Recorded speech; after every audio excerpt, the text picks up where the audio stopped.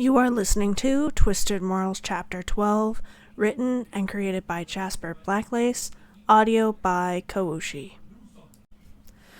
Sage's POV. It took me a solid minute to catch up to Clementine as she rode off into the direction where we left the two boys. I didn't just change my mind because of her. It was because of Michael. He reminded me of my brother when we were younger. All while Clem was out looking for his brother, he sat there chewing on his nails. When I was younger, my brother and I would go to a local hiking trail. Most of the time was spent looking around for small black boxes hidden along the trails. We didn't know it at the time, but it was a public game called geocache.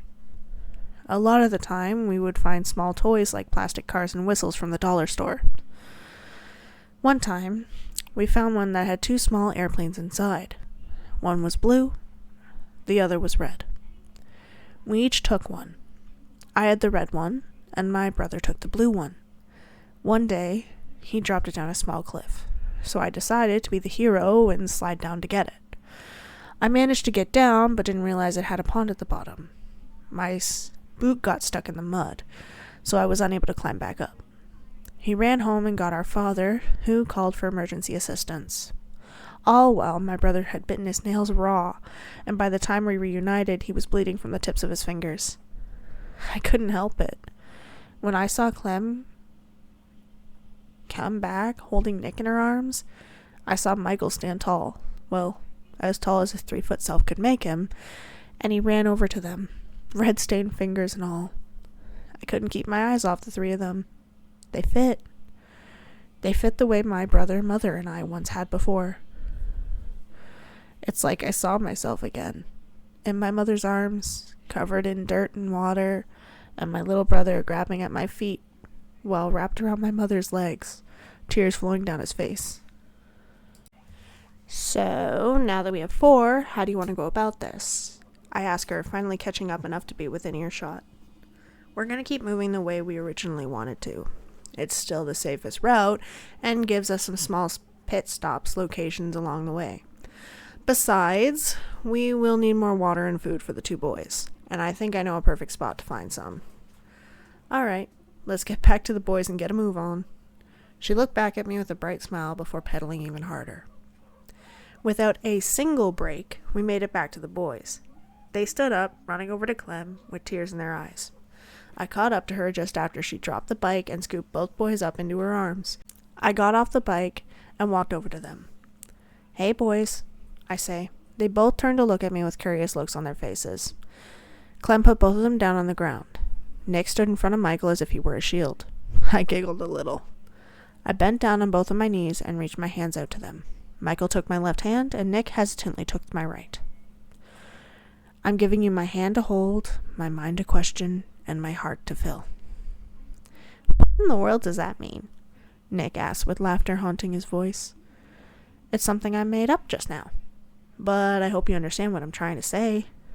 They both shook their heads no at me, and I laughed.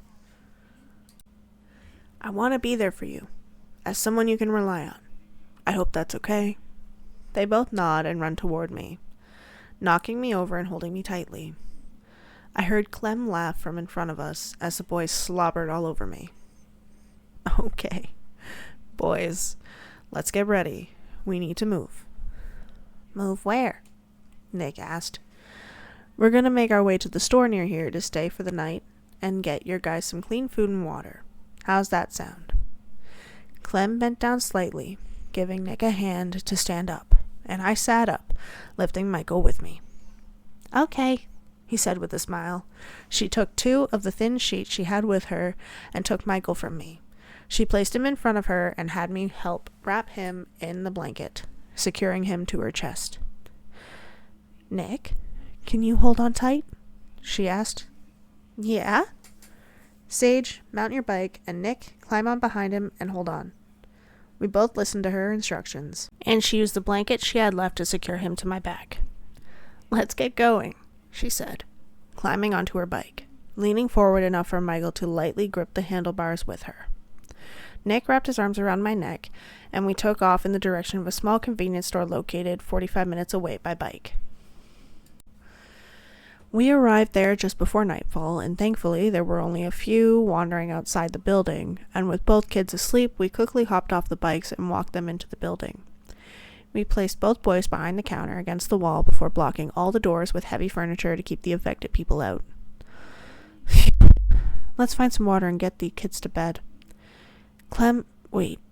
I don't know why I grabbed her wrist, or why my heart picked up pace, but I did know I needed her to forgive me.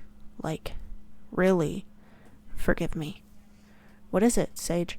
She looked at me with soft eyes and a gentle smile before turning back to face me completely. I am really sorry about before. I really do mean it when I say I want to help them.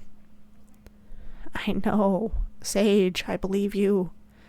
She grazed her hand over my cheek, sending shivers down my spine.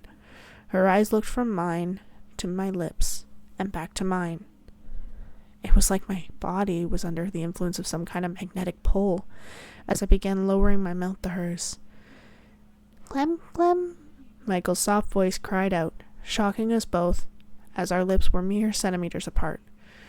She pulled away quickly with a flushed face and a soft smile before hurrying over to the boys and pulling Michael into her lap. The sun had set by this point, and as I looked out of the floor-to-ceiling window, I watched as my mother's face was reflected off the moon back at me with a smile. You have completed Twisted Morals Chapter 12, written and created by Jasper BlackLace and audio by Kawushi. We hope you enjoyed this chapter, and we'll see you guys next time.